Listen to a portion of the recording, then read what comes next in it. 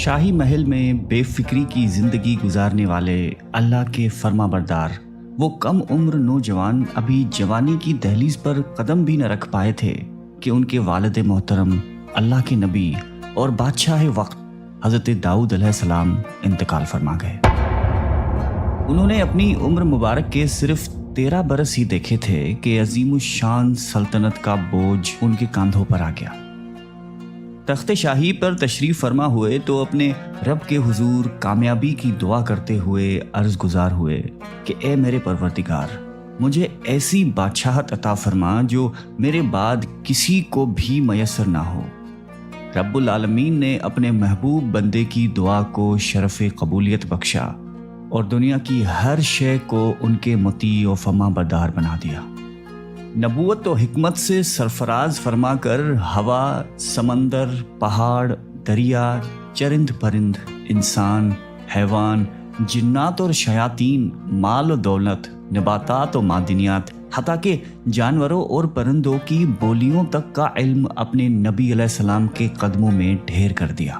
خود اللہ تعالیٰ قرآن کریم میں فرماتا ہے کہ ہم نے تند و تیز ہوا کو سلیمان علیہ السلام کے تابع کر دیا، اور ہم نے جنات کو بھی اور دوسرے جنات یعنی شیاطین کو بھی جو زنجیروں میں جکڑے رہتے ہیں ان کے ماتحت کر دیا۔ دنیا میں بڑے بڑے بادشاہ گزرے لیکن حضرت سلیمان علیہ السلام جیسی بادشاہت کسی کو نصیب نہیں ہوئی۔ اللہ کے برگزیدہ بندے اور بنی اسرائیل کے نبی حضرت سلیمان علیہ السلام کے والد بھی نبی تھے۔ ارشاد باری تعالیٰ ہے کہ اور ہم نے یقیناً داؤد علیہ السلام اور سلیمان علیہ السلام کو علم دے رکھا ہے۔ اللہ تعالیٰ نے حضرت سلیمان علیہ السلام کو جانوروں اور پرندوں کی بولیاں جاننے کا علم دیا تھا۔ ایک مرتبہ حضرت سلیمان جنوں اور حیوانات کے عظیم الشان لشکر کے ساتھ کسی جگہ تشریف لے جا رہے تھے۔ لشکر عظیم چلتے چلتے ایک ایسی وادی میں پہنچا جو بے شمار چونٹیوں کا مسکن تھی۔ چونٹیوں کی ملکہ نے جب اتنے بڑے لشکر کو دیکھا تو کہنے لگی کہ اے چونٹیوں، اپنے اپنے گھروں میں گھس جاؤ، ایسا نہ ہو کہ بے خبری میں سلیمان علیہ السلام اور اس کا لشکر تمہیں رون ڈالے۔ حضرت سلیمان علیہ السلام نے ان کی بات سنی تو مسکرا دیے اور اللہ سے دعا کی کہ اے میرے پروردگار، تو مجھے توفیق دے، میں تیری ان نعمتوں اور احسانات کا شکر بجا لاؤں جو تو نے مجھ پر اور میرے ماں باپ پر کیے ہیں۔ حضرت ابن عباس رضی اللہ تعالیٰ عنہ سے مقتول ہے کہ نبی علیہ السلام نے 4 جانوروں کو قتل کرنے سے منع فرمایا ہے: چونٹی، شہد کی مکھی، ہدہد اور لٹورا۔ قوم سبا 800 سال پہلے یمن کے علاقے میں آباد تھی۔ اس زمانے میں یمن تہذیب و تمدن کا گہوارہ تھا جس کی شان و شوکت دیکھنے سے تعلق رکھتی تھی، مگر پھر آہستہ آہستہ وہ قوم مذہبی اور اخلاقی زوال کا شکار ہوئی۔ بالآخر انہیں ناشکری اور سرکشی کی سزا دی گئی اور انہیں فراہم کردہ تمام نعمتیں سلب کر دی گئیں، اور یوں ایک خوفناک سیلاب قہر خداوندی بن کر ان پر ٹوٹ پڑا اور اس قوم کا نام و نشان ایسا مٹا کہ دنیا میں ان کی صرف داستانیں ہی باقی رہ گئی ہیں۔ ملکہ سبا کا نام تاریخی کتابوں میں بلقیس بنت شراحیل بتایا گیا ہے کہ ملکہ بلقیس کے باپ دادا ملک یمن کے بادشاہ تھے۔ ایک روایت کے مطابق ملکہ بلقیس کی ماں جنات میں سے تھی۔ ان کے باپ نے ایک جن عورت سے شادی کی تھی۔ اللہ تعالیٰ نے ملکہ بلقیس کو وسیع مملکت، شان و شوکت، مال و دولت، ہیرے جواہرات کے علاوہ خوب حسن و جمال سے بھی عطا فرمایا تھا۔ ان کی قوم سورج کی پرستش کرتی تھی۔ بعض نے لکھا ہے کہ مجوسی تھے جو آگ سمیت ہر روشنی کی پرستش کرتے ہیں۔ ایک مرتبہ حضرت سلیمان علیہ السلام نے سفر کے دوران ہدہد کو حاضر ہونے کا حکم دیا۔ ہدہد اس وقت موجود نہیں تھا۔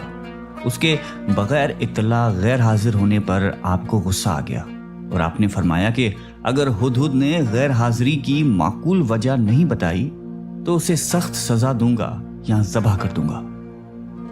حضرت عبداللہ بن عباس رضی اللہ تعالیٰ عنہ سے سوال کیا گیا کہ تمام پرندوں میں صرف ہدہد کو کیوں بلایا گیا؟ آپ نے جواب دیا کہ حضرت سلیمان علیہ السلام نے کسی ایسی جگہ قیام فرمایا تھا جہاں پانی نہیں تھا۔ اللہ تعالیٰ نے ہدہد کو یہ خاصیت عطا فرمائی تھی کہ وہ زمین کے اندر کی چیزوں اور زمین کے اندر بہنے والے چشموں کو دیکھ لیتا تھا۔ حضرت سلیمان علیہ السلام کا مقصد یہ تھا کہ ہدہد سے معلوم کریں کہ اس میدان میں کتنی گہرائی میں پانی ہے۔ ہدہد کی نشاندہی کے بعد وہ جنات کو حکم دیتے کہ زمین کھود کر پانی نکالو۔ ہدہد زمین کے اندر کی چیزوں کو دیکھ لیتا ہے، لیکن عجیب بات یہ ہے کہ اس زمین کے اوپر شکاری کا بچھایا ہوا جال نظر نہیں آتا اور عموماً جال میں پھنس جاتا ہے۔ ابھی کچھ دیر ہی گزری تھی کہ ہدہد حاضر ہو گیا اور کہنے لگا کہ میں آپ کے لیے ایک ایسی خبر لایا ہوں جس کا آپ کو علم نہیں۔ میں آپ کے پاس ملک کے یمن سے ایک سچی خبر لایا ہوں۔ میں نے دیکھا کہ ایک عورت وہاں کے لوگوں پر بادشاہت کر رہی ہے اور اسے وہاں ہر قسم کی چیز میسر ہے۔ اس کا تخت بھی بڑی عظمت والا ہے۔ میں نے اسے اور اس کی قوم کو اللہ تعالیٰ کو چھوڑ کر سورج کو سجدہ کرتے ہوئے پایا، اور شیطان نے ان کے اعمال انہیں آراستہ کر کے دکھائے ہیں اور انہیں صحیح راستے سے روک رکھا ہے۔ بس وہ ہدایت پر نہیں آتے کہ اس اللہ کو سجدہ کریں جو آسمانوں اور زمینوں کے پوشیدہ چیزوں کو باہر نکالتے ہیں، اور جو کچھ تم چھپاتے ہو اور ظاہر کرتے ہو وہ سب کچھ جانتا ہے۔ وہی عظمت والا عرش کا مالک ہے۔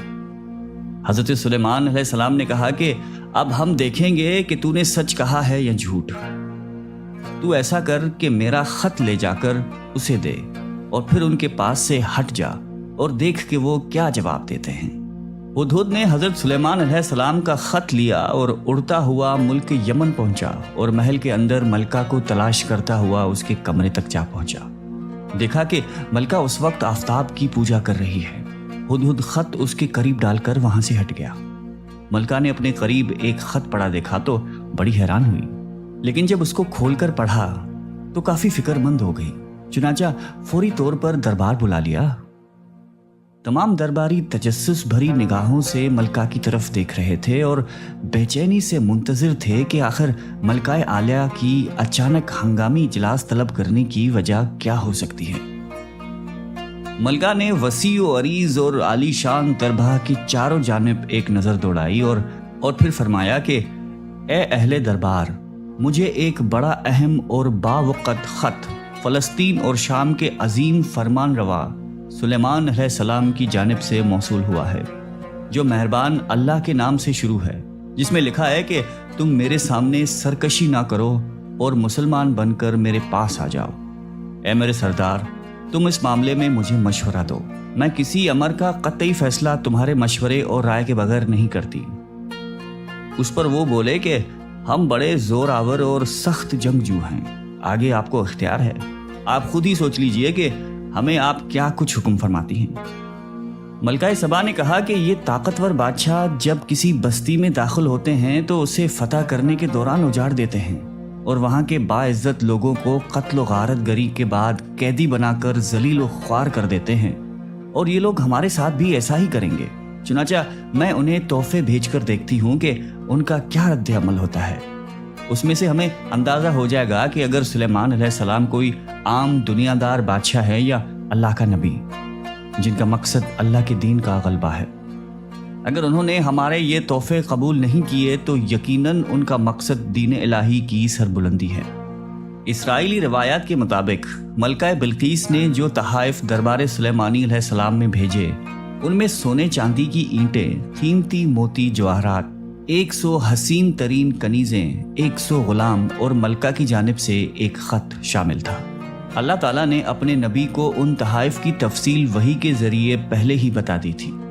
چنانچہ حضرت سلیمان علیہ السلام نے جنات کو حکم دیا کہ شہر میں داخل ہونے والے ہر راستے پر سونے چاندی کی اینٹوں کا فرش بچھا دیا جائے اور راستے کے دونوں جانب سونے کے بنے ہوئے عجیب و خلقت جانور کھڑے کر دیے جائیں۔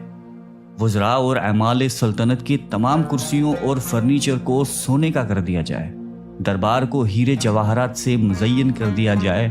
غرض جب ملکہ بلقیس کے قاصد اپنی تحائف لے کر وہاں پہنچے اور انہوں نے یہ سب کچھ دیکھا تو شرمندہ ہونے کے ساتھ ساتھ بہت زیادہ مرعوب بھی ہوئے۔ حضرت سلیمان علیہ السلام نے قاصدوں سے فرمایا کہ کیا تم لوگ مال و دولت سے میری مدد کرنا چاہتے ہو؟ مگر دیکھ لو، جو کچھ میرے اللہ نے مجھے دیا ہے وہ اس سے بہت زیادہ ہے جو تمہیں میسر ہے۔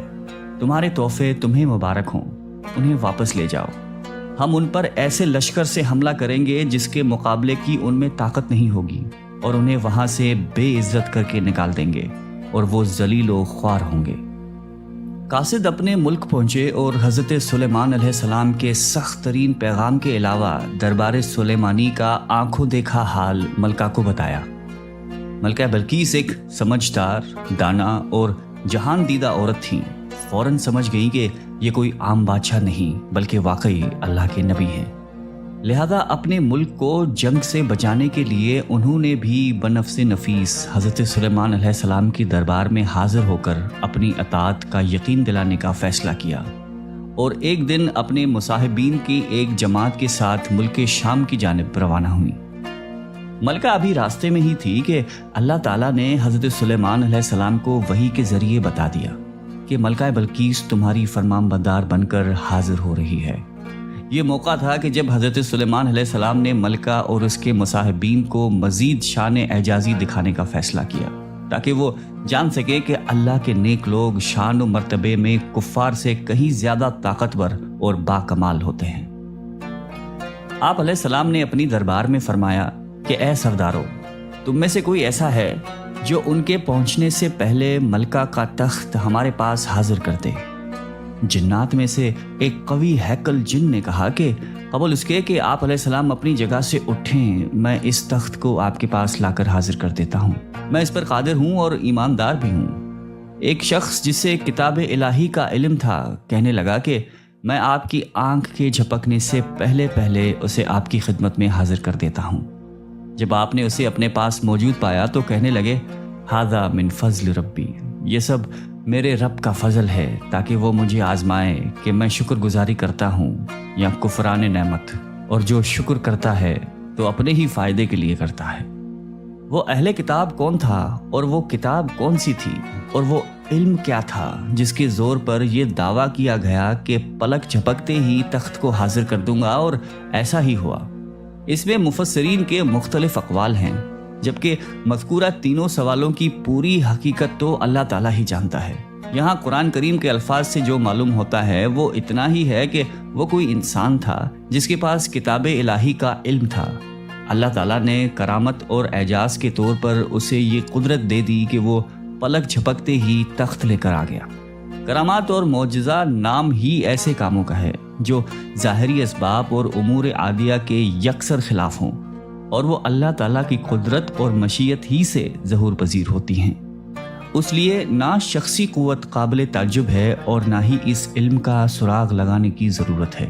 اللہ تعالیٰ نے ظاہری طور پر ایک شخص سے یہ کام لیا، ورنہ حقیقت میں تو مشیت الہی کی ہی کار فرمائی ہے کہ چشم زدن میں جو چاہے کر سکے، اور حضرت سلیمان علیہ السلام بھی اس حقیقت سے پوری طرح آگاہ تھے۔ یہی وجہ تھی کہ جب انہوں نے تخت کو اپنے سامنے پایا تو اسے فضل ربی سے تعبیر کیا۔ حضرت سلیمان علیہ السلام نے ملکہ سبا کا امتحان لینے کے لیے ان کے تخت میں کچھ رد و بدل کروا دیا۔ جب وہ آئیں تو ان سے پوچھا کہ کیا تمہارا تخت بھی اسی طرح کا ہے؟ ملکہ نے کہا کہ یہ تو گویا ہو بہو وہی ہے، اور ہمیں تو پہلے ہی سے معلوم ہو گیا تھا اور ہم فرمان بردار ہو چکے تھے۔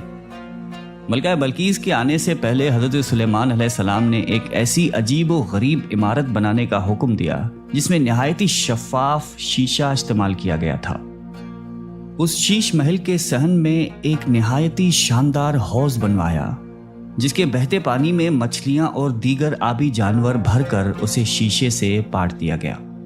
شیشہ اس قدر شفاف تھا کہ ظاہری نظر میں کوئی پہچان ہی نہیں سکتا تھا کہ پانی کے اوپر شیشے کا فرش ہے۔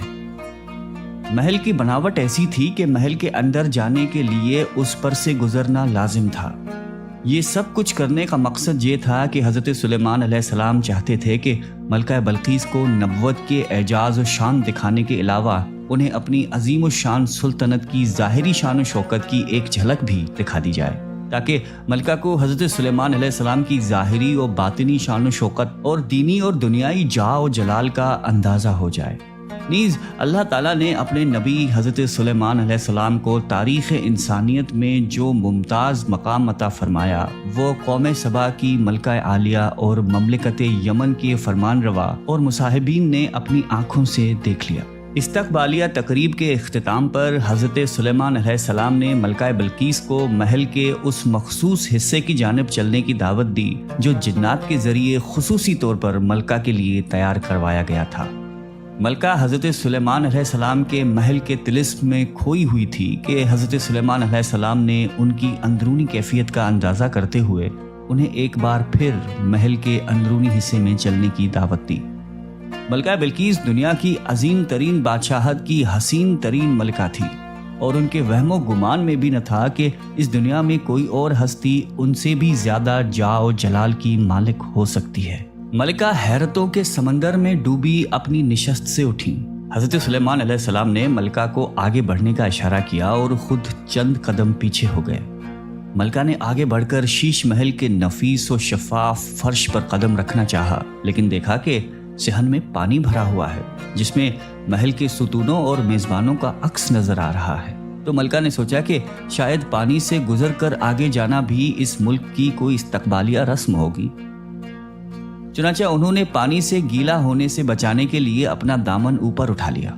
حضرت سلیمان علیہ السلام نے کہا کہ یہ ایسا محل ہے جس کے نیچے بھی شیشے جڑے ہوئے ہیں۔ وہ بول اٹھیں کہ اے میرے پروردگار، میں خود پر ظلم کرتی رہی ہوں، اب میں سلیمان علیہ السلام کے ساتھ اللہ رب العالمین کی مطیع و فرمان بردار بنتی ہوں۔ یعنی جب ملکہ کو فرش کی حقیقت کا علم ہوا، وہ اپنی کوتاہی اور غلطی کا بھی احساس ہو گیا، اور انہوں نے اپنی کم عملی کا اعتراف کرتے ہوئے مسلمان ہونے کا اعلان کر دیا۔ ملکہ بلقیس کے مسلمان ہونے کے بعد کیا ہوا، قرآن کریم یا کسی مستند حدیث مبارک میں اس کی تفصیل نہیں ملتی۔ تاہم ابن عساکر نے حضرت عکرمہ رضی اللہ تعالیٰ عنہ سے روایت کیا ہے کہ اس کے بعد ملکہ بلقیس حضرت سلیمان علیہ السلام کے نکاح میں آ گئی تھیں۔ انہیں ان کے ملک میں برقرار رکھ کر یمن واپس بھیج دیا گیا۔ حضرت سلیمان علیہ السلام ہر مہینے وہاں تشریف لے جاتے اور 3 روز قیام فرماتے تھے۔ حضرت سلیمان علیہ السلام نے ان کے لیے ملک یمن میں 3 عمدہ محلات ایسے ہی تعمیر کروا دیے تھے جن کی مثال و نظیر نہیں ملتی۔ علامہ عماد الدین ابن کثیر تحریر فرماتے ہیں کہ سبا یمن کے بادشاہوں اور اس ملک کے باشندوں کا لقب ہے۔ ملکہ بلقیس بھی اس قوم سے تعلق رکھتی تھیں۔ اللہ تعالیٰ نے اس قوم کو بے حساب رزق اور آرام اور آسائش کے تمام اسباب مہیا فرمائے، اور اس کے ساتھ ساتھ اپنے 13 انبیاء کا نزول بھی فرمایا تاکہ یہ اللہ کی وحدانیت کا اقرار، احکام کی اطاعت کریں اور نعمتوں، انعام اور اکرام کا شکر ادا کرتے رہیں۔ لیکن وہ لوگ اپنی غفلت اور نافرمانی سے باز نہ آئے، یہاں تک کہ اللہ تعالیٰ نے ان پر ایک سیلاب کا عذاب نازل فرمایا جسے ان کے شہر و باغات سمیت ہر چیز کو ویران اور برباد کر دیا۔ اللہ تعالیٰ ہم سب کو قلب سلیم عطا فرمائے اور قرآن اور حدیث پہ چلنے کی توفیق عطا فرمائے، آمین۔